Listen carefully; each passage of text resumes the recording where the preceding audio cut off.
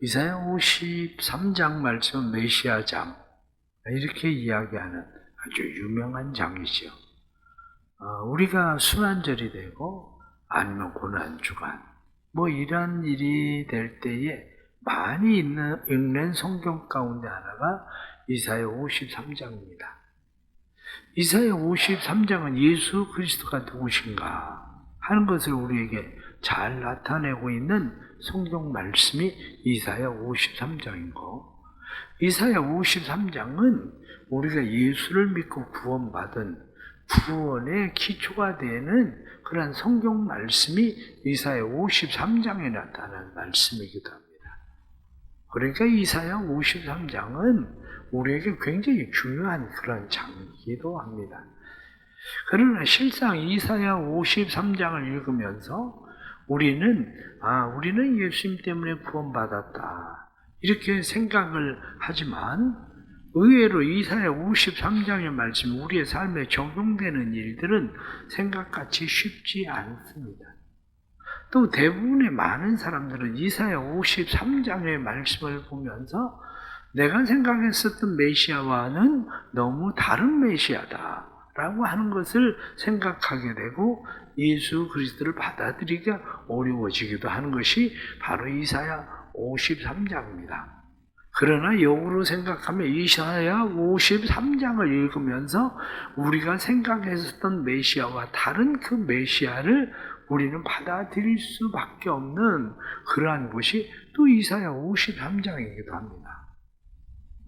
유대인들이 기다리고 고대하던 메시아는 어떤 메시아입니까? 기본적으로는 정치적인 메시아죠. 그래서 로마의 압제로부터 우리를 자유하게 할 수 있는 메시아. 그리고 그들은 생각하기를 메시아가 오시면 평화의 나라, 샬롬의 나라가 올 것이다 이렇게 기대하고 있었습니다.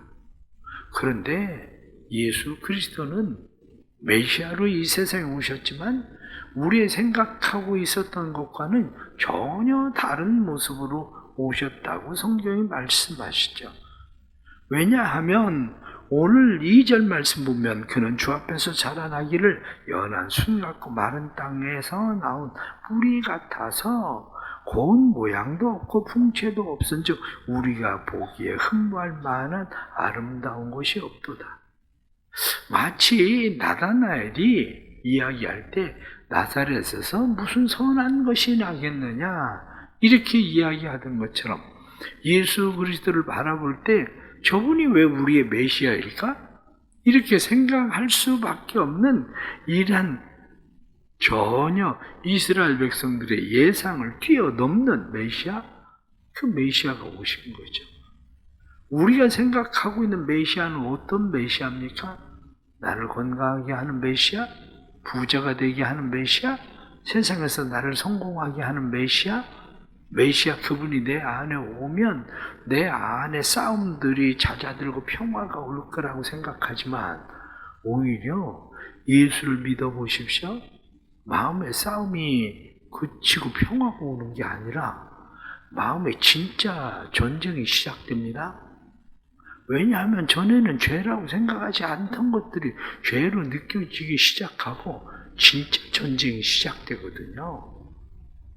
그러니 우리의 삶에 전에는 내가 이것을 내려놔야 된다는 생각조차 하지 않았는데 내가 내려놔야 되나 말아야 되나 하는 이런 심각한 싸움들이 벌어집니다.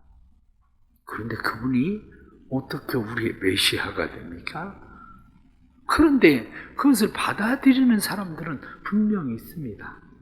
왜냐하면 빌립이 전도를 하러 다닐 때에 성령께서 그에게 광야로 가라. 그래서 광야로 나갑니다. 광야로 나갔더니 에티오피아에서 온 내시가 성경을 크게 읽고 있어요. 성경을 크게 읽고 있는데 그 성경이 뭐냐면 바로 이사야 53장이었습니다. 빌립이 이야기하기를 네가 읽는 것을 이해하냐? 그러고 물었더니 그가 대답하기를 나는 무슨 말인지 모르겠다. 메시아가 왜 이런 분이라고 얘기하는 거냐? 그때 빌립이 예수 그리스도를 이야기하기 시작합니다. 그랬더니 이 에티오피아에서 온 내시가 내가 세례를 받아도 되냐?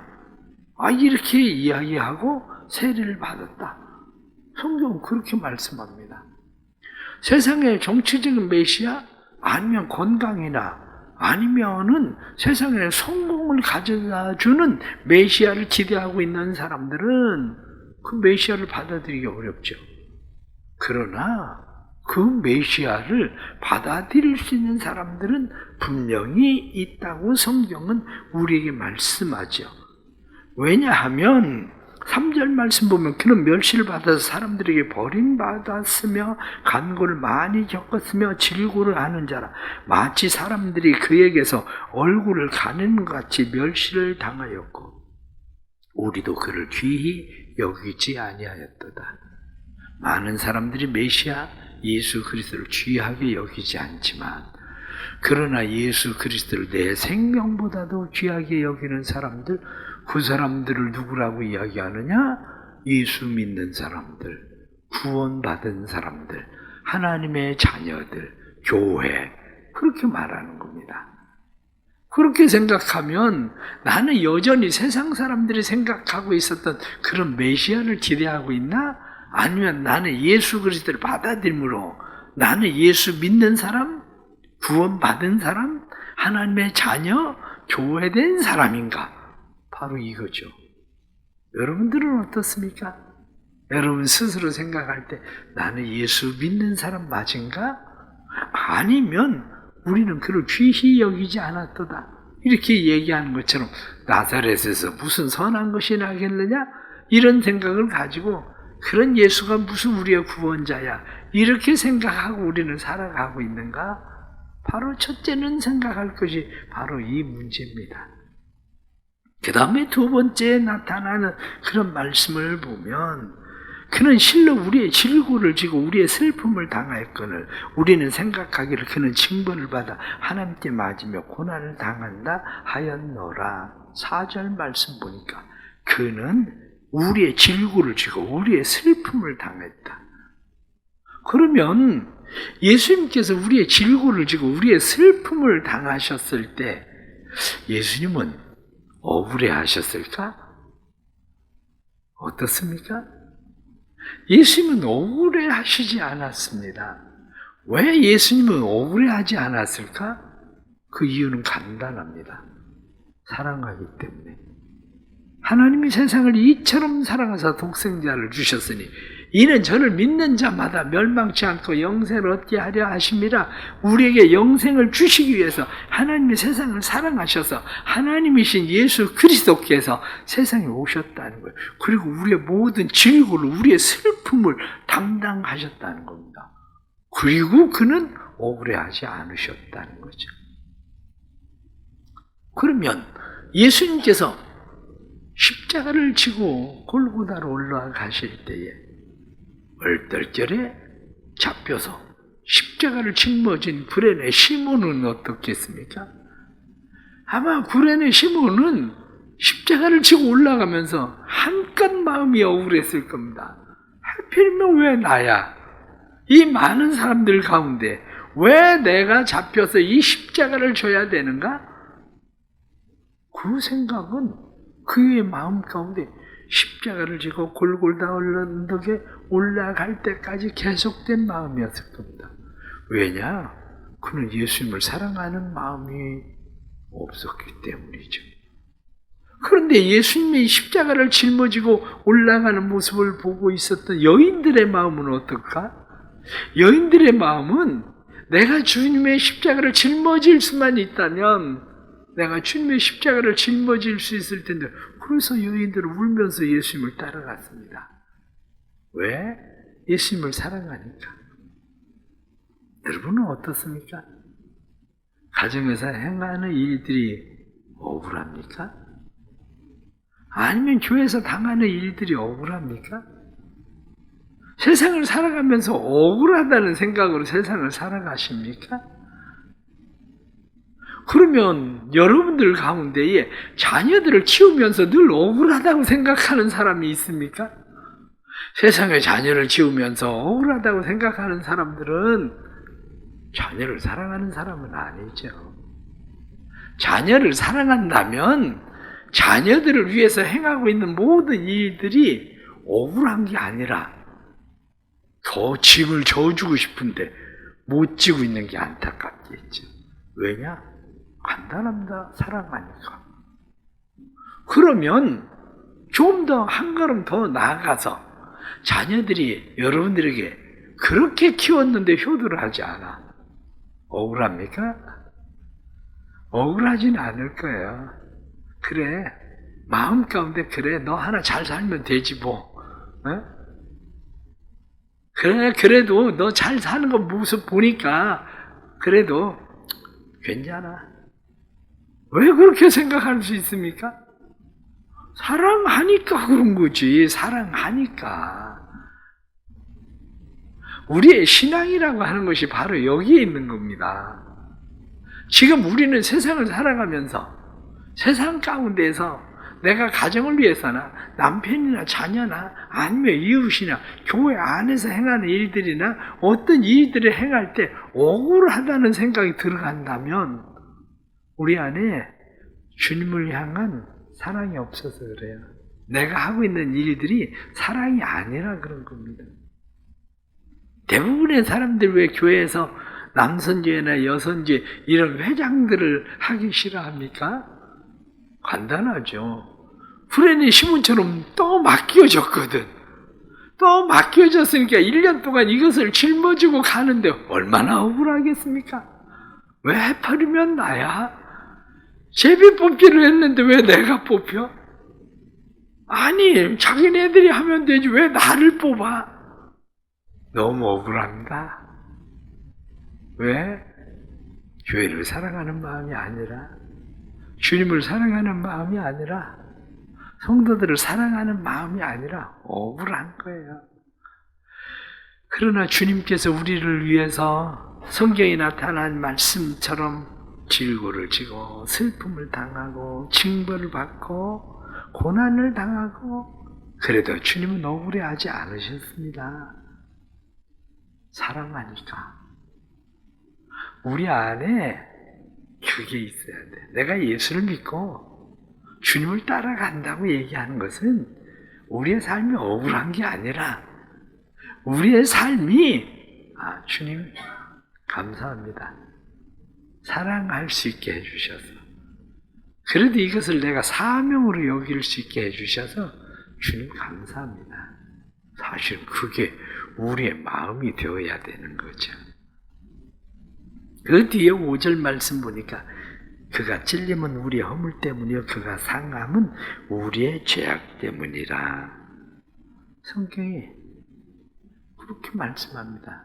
그가 찔림, 그가 상함, 우리의 죄악 때문이다. 주님의 찔림, 주님의 상함이 우리의 죄악 때문이라고 느껴지나? 뒤에 나타난 말씀처럼 그가 그렇게 채찍에 맞음으로 우리는 나음을 받았도다. 우리가 마음 가운데 어떤 생각을 하십니까? 나 예수 믿고 구원받았다. 나 예수 믿고 죄사함 받았다. 이렇게 말합니다. 틀린 거 아닙니다. 맞습니다. 우리 예수 믿고 구원받았고 예수 믿고 죄사함 받았습니다. 그런데 문제는 어디에 있습니까? 예수 믿고 찔림은 받았습니까? 예수 믿고 상함을 받았습니까? 다시 말하면 예수를 믿고 나서 주님의 저 찔림이 내 죄인데라고 하는 죄의 찔림이 있나 그 이야기입니다. 예수를 믿고 나서 그 일이 주님의 상함이 내 죄 때문인데라는 죄에 대한 애통함, 상함은 내 안에 있는가? 그런데 오늘날 많은 사람들이 죄의 찔림, 죄의 애통함이 없다는 거죠. 예수 믿고 구원받았다는 것은 인정합니다. 그런데 예수 믿고 구원받았다고 얘기는 하는데 문제는 뭐냐면 찔림도 없이 상함도 없이 구원받았다? 쉬운 일은 아닙니다. 사람들은 그러니 늘 교회 나와서도 그래도 나 정도는 돼야지. 그런 생각을 하는지도 모릅니다. 저 사람, 저 인간, 그런 생각을 할 수도 있어요. 제가 종종 제 GPT하고 잘 노는데, GPT한테 물어봤어요. 제가 지난 21대에 국회의원 중에 전과자가 얼마나 돼? 그러고 물어봤어요. 제가. 그랬더니 민주당이 165명 중에 68명, 41% 전과자가. 국민의힘이 100명 중에 22명, 22% 전과자가. 지난 총선에 22대 국회의원 후보자들 가운데에 952명 중에 305명, 32%가 전과자예요. 32%가 3분의 1이 다 전과자라고. 그런데 더불어민주당이 276명 중에 100명 36.12%, 36.2%, 국민의힘 그 사람들이 289명 중에 59, 그래서 20.4%. 후보자들 가운데에 이 사람들이 당선됐어요. 그런데 민주당은 30점 몇 프로 조금 내려왔더라고요. 제가 왜 이런 이야기를 하느냐, 어떤 당을 비난하려고 하는 이야기가 아닙니다. 전과자들이 가지고 있는 생각이 무슨 생각인지 아세요? 그 사람들 그 생각 벗어나기 쉽지 않습니다. 그 생각을 벗어나기 쉽지 않은 사람들이 그 자리에 올라갔을 때 그 생각을 바꿔서 개화천선을 하고 그 사람들이 바르게 살자, 그리고 바르게 살까? 쟤는 나보다 전과가 더 많은데 난 겨우 한 번 실수를 한 건데 뭘. 이게 기본 인식이라는 거죠. 그게. 그럼 세상 사람들은 그렇다고 합시다. 세상 사람들은. 그런데 교회 안에서 예수를 믿는 사람들이 죄에 찔림은 있나? 예수 믿는 사람들이 죄에 대해서 애통하는 마음이 있나? 바로 이 문제인 거죠. 문제는 예수를 믿는 사람들이 죄에 찔림도 없고 죄에 대해서 슬퍼하고 애통함도 없고. 그러니 무슨 그리스도인들이 세상을 변화시키겠습니까? 그리스도인들이 예수 믿고 구원받았으니까 날개를 달았지. 그렇지 않습니까? 이제 죄를 지어도 성경에 나타난 말씀처럼 우리 모두의 죄악을 그에게 담당시키셨도다. 그런 말씀한 것처럼 그건 하나님이 담당시켜야 되는데 내가 그에게 담당시키는 거예요. 내가 또 맡기는 거지. 하나님은 예수 그리스도에게 우리의 죄악을 담당시키신 것. 내가 그분에게 또 맡겨야 되는 일이 아니라 하나님이 담당시키시는 거. 그런데 우리는 다 주님 앞에 또 맡기고 날개를 달았어. 죄를 지어도 천국 갈 수 있다는 날개를 달고 사는 사람들이 오늘날 그리스도인들 아닙니까? 그렇다면 우리는 이 세상을 살아가면서 오늘 성경에 나타나는 이런 말씀들을 보면서 그리스도인들이 세상을 어떻게 살아야 되나? 진짜 예수 그리스도는 누구신가? 라고 하는 것에 대해서 우리는 다시 새로운 인식들이 우리의 마음 가운데 있어야 되는 거죠. 우리의 삶에 오늘 하루를 또 생활하면서 마음 가운데 생각을 해보십시오. 내가 짊어지고 있는 십자가는 억울한가? 아니면 내가 짊어지고 있는 십자가는 사랑인가? 나는 죄에 대한 찔림, 죄에 대한 애통함은 있는가? 하나님이 내 죄를 찔림과 애통함을 그에게 담당시키셨기 때문에 내가 죄에 대해서 더 민감해지고 있는가? 아니면 두둔해지고 있는가? 우리 자신을 다시 한번 살펴보고 다음 시간에 7절부터 또 말씀을 함께 나누도록 그렇게 하겠습니다. 기도하겠습니다. 하나님 아버지, 감사합니다. 우리의 고난당함 때로는 억울하게 생각하기도 합니다. 그런데 우리의 고난당함이 억울함인가 사랑인가 생각을 하면 우리의 고난당함이 사랑이 아니라 억울하다는 사실을 깨닫습니다. 삶의 은혜를 베풀어 주셔서 우리의 삶이 고난당할 때에 억울함이 아니라 하나님 앞에서 사랑의 십자가가 되도록 도와주옵소서. 사랑하는 모든 성도들의 마음 가운데 주님의 사랑의 마음을 부어주시고 그 사랑이 우리 안에 능력되도록 성령님 도와주옵소서. 뿐만 아니라 우리 사랑하는 모든 성도들의 삶에 죄에 대하여 찔림 있게 하시고 죄에 대하여 애통하게 해주셔서 애통하는 자는 복이 있다. 성경이 말씀하신 대로 죄에 대한 찔림으로 깨닫고 애통해야 할 때에 죄사함의 은혜와 확신이 우리 안에 더욱 가득하게 해 주옵소서. 오늘 하루 또 믿음으로 살아갑니다. 예수 그리스도를 알지 못해서 받아들이지 못하는 사람들, 자기와 생각하던 메시아와 너무 달라서 그 메시아를 받아들일 수 없는 사람들, 은혜 베풀어 주시고 예수 그리스도가 믿어지게 해 주시고 구원받은 하나님의 자녀 되게 해 주옵소서. 주님의 교회를 날마다 부흥케 하시고 믿는 자 되어가게 하시고 구원받는 사람들 되어가게 해 주시고 이 도성에 구원받을 백성들 대성교회 보내주셔서 이들이 구원받는 역사가 일어나게 하여 주옵소서.